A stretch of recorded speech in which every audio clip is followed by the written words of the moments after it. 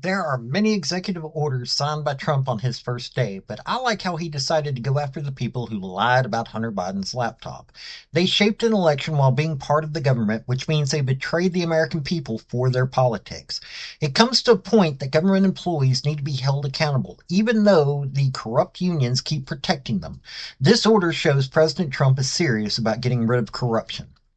People are talking about the pardon of January 6th hostages and similar orders, but this shows that the corruption and lies of this government will end if it is possible. These members of the government said that their politics were more important than the truth or the will of the people. It will sound like politics, but it really isn't. By removing and punishing those who put politics and lies over the American people, it will show to even those who agree with Trump they can be punished for such actions. So let's get into what this executive order says, and we'll see just how important that the truth really should be. Howdy, y'all. This is Paul, the Redneck Thinker. What we have here is a channel to communicate. I want you folks to be thinking by the time you leave my videos. Why? Because I'm tired of people talking via what other people tell them to think. So, watch my video and enjoy the chance to think for yourself. So if you want the links, you can go to whitehouse.gov, or you can get the direct link out of my Substack. You just click on my Substack article that's listed down below. It'll be easy for you to get to the executive order. So, here via the White House is the executive order. Well, this is just the purpose of the executive order. In the closing weeks of the 2020 presidential campaign, at least 51 former intelligence officials coordinated with the Biden campaign to issue a letter discrediting the report that President Joseph R. Biden's son had abandoned his laptop at a computer repair business. Signatories of the letter falsely suggested that the news story was part of a Russian disinformation campaign. Before being issued, the letter was sent to the CIA Pre-Publication Classification Review Board, the body typically assigned to formally evaluate the sensitive nature of documents prior to publication. Senior CIA officials were made aware of the contents of the letter, and multiple signatories held clearances at the time and maintained ongoing contractual relationships with the CIA.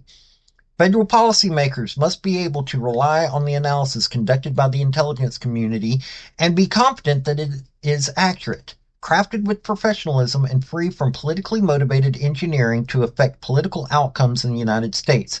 The signatories willfully weaponized the gravitas of the intelligence community to manipulate the political process and undermine our democratic institutions.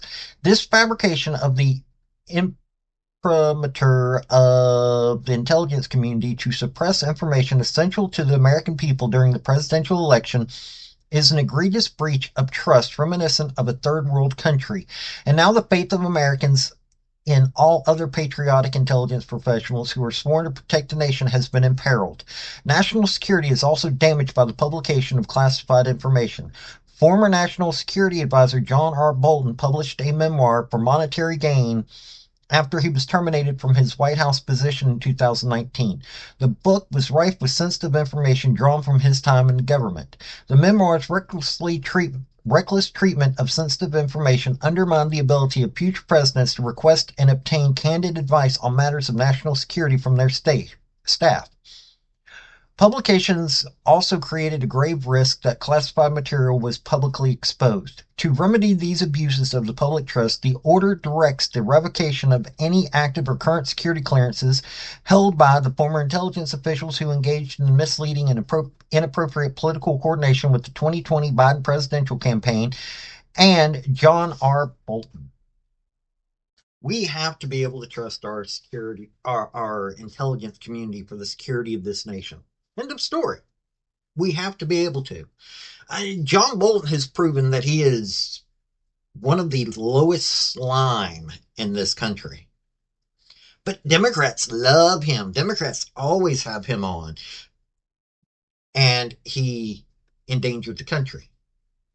But of course, Democrats love him probably mostly because he did endanger the country. It is about time that our intelligence agencies are held to task for their inappropriate behavior. And yes, there is a lot of inappropriate behavior starting all the way back to the history of the CIA, I have a problem with the Dulles brothers. And it continues to this day that the intelligence agencies in this country continuously do things like this. So it's about time that this ends the way that it should. This has been Paul, the Redneck Thinker. Thought you might want to hear about this executive order. Bye now. Folks, I just want to say thank you for listening. I want to thank you for taking your time. I want to hear what your comments are about what you think on this topic, because your comments are what's important, not necessarily mine. I don't care if you're Republican, I don't care if you're conservative, I don't care if you're liberal, I don't care if you're Democrat. I want to hear your opinion on these topics.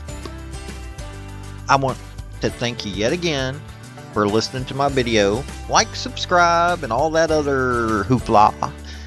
This has been Paul, the Redneck Thinker. Y'all have a good day now. Bye.